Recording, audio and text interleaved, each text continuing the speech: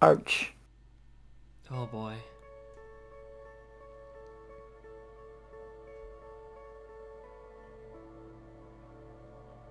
Cameron stares at it, then looks at Devon, wincing at the Blair's bloodied and bruised face. But Devon doesn't react to the light, like Cameron is the only one seeing it. But a shroom trip can emit light, no matter how hard you're tripping. I think I can see where to go. Just walk straight. How...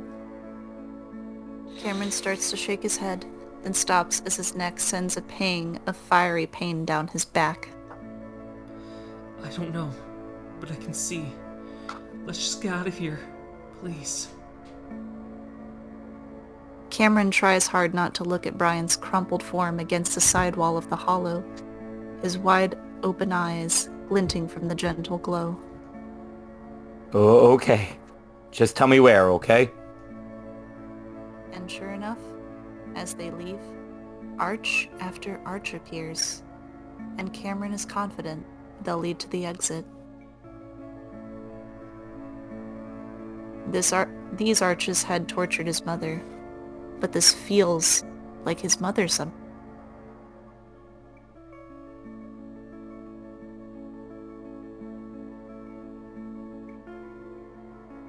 As they move, they both hear rustling sounds far behind them. But Brian is definitely dead, or at least had been when they left. So they keep moving, trying to keep quiet. Then, within an hour, real light.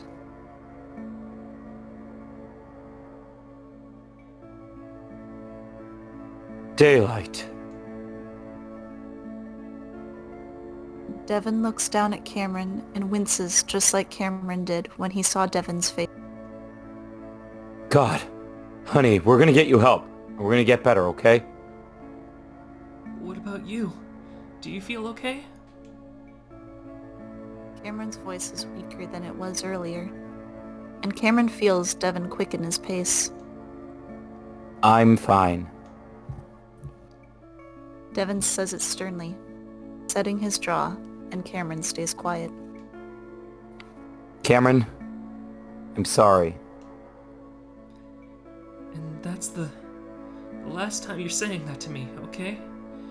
I don't blame you for anything. I'm just so glad I met you. He listens to the bear's heartbeat, steady for most of the journey, but getting faster as they get closer to the exit. I think I hear a helicopter, and maybe a megaphone. Shit, did people come for us? The shotgun blew out my hearing, so I'm not really sure.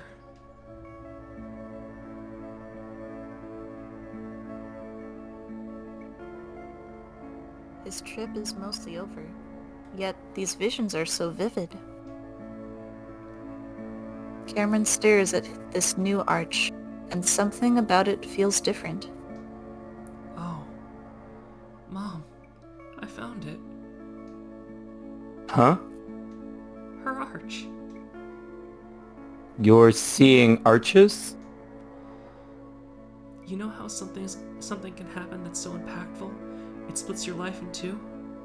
Like, you see life as before and after that moment. It can be good or bad. Devon hesitates, like he wants an answer to the question he just asked, but he lets it go for now. Of course. I think me and you is the good divide in my life. I think what happened here and what's going to happen after, I think it's the bad divide. It had always been his mother's death, and it still is. A divide.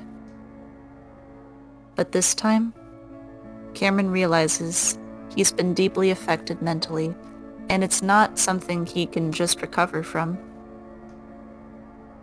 Something's truly wrong with him. That's been the case for a long time, but now, after this, something's been pushed over the edge. also another divide. I think we're gonna be okay, Cameron. Devin, whatever happens after this, I love you, and I'm so happy I met you. Come on. You didn't have to say the first part. We made it, okay? It's just a fork in the road. Cameron gasps. Oh, Devin, Artie is alive. He went to get his help, I think. I hope. What? How? I don't know. He got shot, but he got away. Brian was pissed. He's hurt, but I think he made it. Oh, that's... Devin's lips tremble, and his face twists up slightly as he tries not to cry, but it's out of incredible relief and happiness.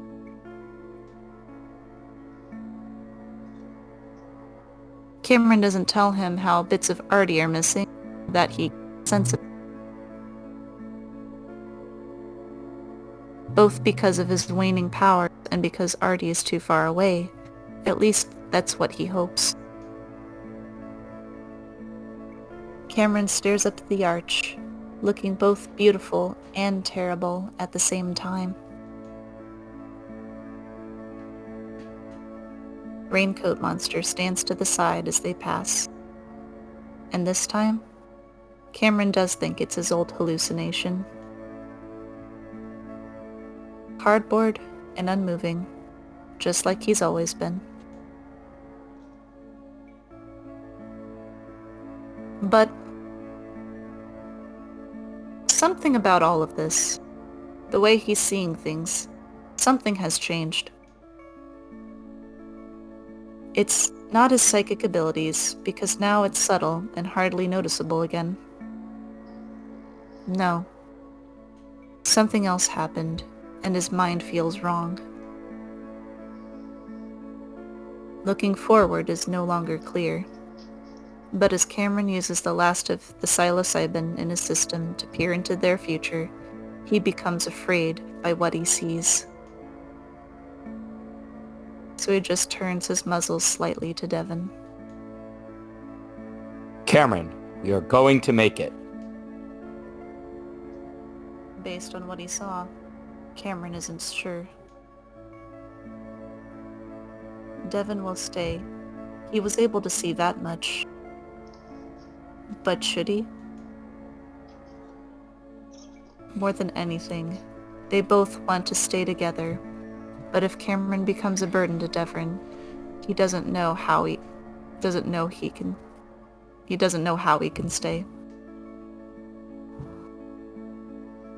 He just hopes that Devin can still love him after this terrible change, and he hopes he can fight it, whatever it is. So Cameron leans his head against Devin's shoulder, smiling in a mostly but happy but slightly sad way. All right. Now let's get the hell out of here.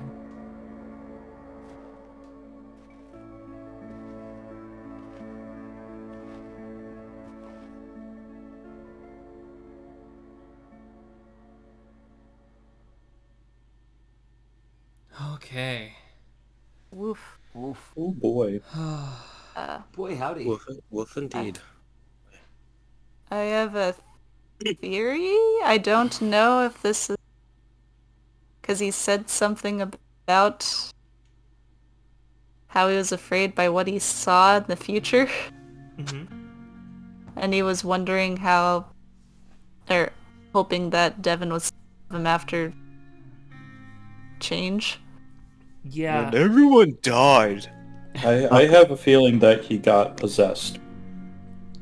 Maybe. I think the thing that I think is really going on is I think they're talking about that he's been traumatized so thoroughly now that there's a deep change in him. Essentially denoting that he's going to be suffering from PTSD after all this, and he doesn't know if he can put Devin through that, because that was the theme in Echo as well, especially after Leo's route, where Chase was suffering from PTSD and had Kudzu to support him. Hmm. And I remember like them talking about that as well, where Chase felt bad about kind of subjecting Kudzu to like his PTSD episodes. Oh, who just joined? Nick. Oh, yep, it's a Nick. Hey Nick, yeah, we just wrapped up the 7th round of Arches, and it's what was that, Nick? Oops. You're all good. We just wrapped this up, and we're gonna stop recording soon. So I can't hear Zox for some reason. Hold on. So I can't seem to turn them up.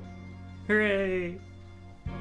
okay, but I do think it may be something. Yeah, I do agree with you, Alan. Mm-hmm. Probably is gonna have to be either something of sorts of PTSD or something, or I mean, because you also have the physical trauma as well. Mm-hmm. Like with towards the end, that intense slam on the cavern walls is He's just got the shit beaten out of him. Yeah, do you think he'll have... Oh, I wonder, do you think he'll have to be in a wheelchair after this? his No, legs his were legs are mentioned, fine. but they was fine. Yeah, the only Just thing the that's arm. broken is his arm and his face, and he's gonna have like a lot of scars and everything. And he's saying And his hearing. no, his hearing was from the shotgun blast being so close to his ear. Like the thing that's really gonna also be bad is he got like one of his kidneys punched out, so he's got some internal bleeding going on. But Oh, yeah. he's not worried about the physical things. He was talking about when looking into the future, and his biggest issues. It seems to be a personal mentality divide, where him meeting Devin was where he got that divide in his life where he got good things finally. He's saying that today was the thing that is another divide leading to more bad things. Where he thought like the past 5 years were near perfect, it's not going to be near perfect for the upcoming future. Right. Sort of what I was saying was like, I mean, kind of like what everybody else was saying was that this experience is going to change him so much, but also like, I think it's more so also like when they kind of go back to trying to live as normal. It is no longer Cameron's no longer the same Cameron as before, and I guess like also some things that like, because I remember like you have some stuff like Devin knowing that like the Cameron's ears are sensitive and they would love playing with them, and then oh, never mind, that also ties with And he's PTSD Brian and was there. yeah. Yeah, no, Cameron was Both Brian already and Bear, yeah. Cameron's already led a very traumatic life even before all this, and yeah, like this is just basically going to be a thing that's going to up his levels of issues, because like Cameron, in my opinion, probably did have low levels of PTSD before all this, considering he had been in an abusive relationship, was just barely like hanging on with like his mom earlier. Like there's a lot that was going on for Cameron even before all this, and this I feel like is just going to be the final nail in the coffin of giving him PTSD. And I think that the big thing as well is that Cameron, I think he recognizes how much he loves Devin, and he knows Devin loves him, but I don't think Cameron at least recognizes that Devin is willing to stick it out with him throughout everything. And that he was thinking of himself as broken before all this, and he's probably going to think of himself as even more broken, that like, I can't show Devin all these flaws with myself, otherwise he'll leave. When the truth of the matter is, Devin's going to love Cameron even through everything. And it's not even going to be a despite thing, it's going to be he loves Cameron for being Cameron. Yeah. Yeah, the clouds moving in the background.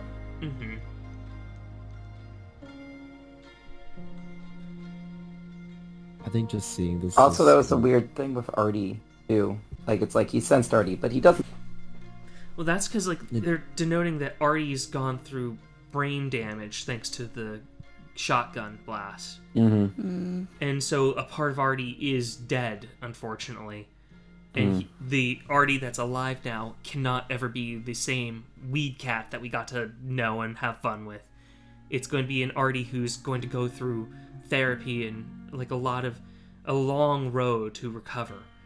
And what's really sad as well Yeah. for Artie is he prided himself on being like the supportive protector of Maria, and now he's going to need to rely on Maria to help him recover. Yeah, he's probably going to So- need a lot of occupation, Okay. Mm-hmm. So that kind of thing. yeah, let me get this right. So Artie was shot in the head. Yes. Yes. When they first encounter Brian, he like pretends that he's gonna like help them, and then he just immediately shoots Artie the second he thinks that they're getting wise on what's going on, and basically threatens to kill Cameron in front of Devin in order to get Devin to go into the van and just be locked up. He thought that he killed Artie with the shotgun blast, but it turns out Artie survived because it was a pistol. And it was because that pistol that he had is a really shitty pistol. Okay. So, okay. I guess more so what I was saying was like, for specific for Cameron, the force of the impact could have like also inflicted like with the impact, I guess not only a concussion but also something further. Mm-hmm. Considering it was not only just the body, but it was the head numerous times, like a lot of blunt force head trauma, and shit like that does a lot. But also like there's like the interesting supernatural side of the character that also could just change, and it's either a different aspect or something new, as it mentions. That something new has come in as the other kind of sorts of powers starting to fade away, either, I don't know, as it mentions, either due to just injuries or just it's something truly changing, something new that he has to figure out for himself. Yeah. I would say He's gotta go. we do have Yeah. to go. No, I know. We need to get going, so I think we'll have a more in-depth talk about arches when we get to Build 8. Alrighty. Mhm. Say goodbye, everyone. Bye. Bye.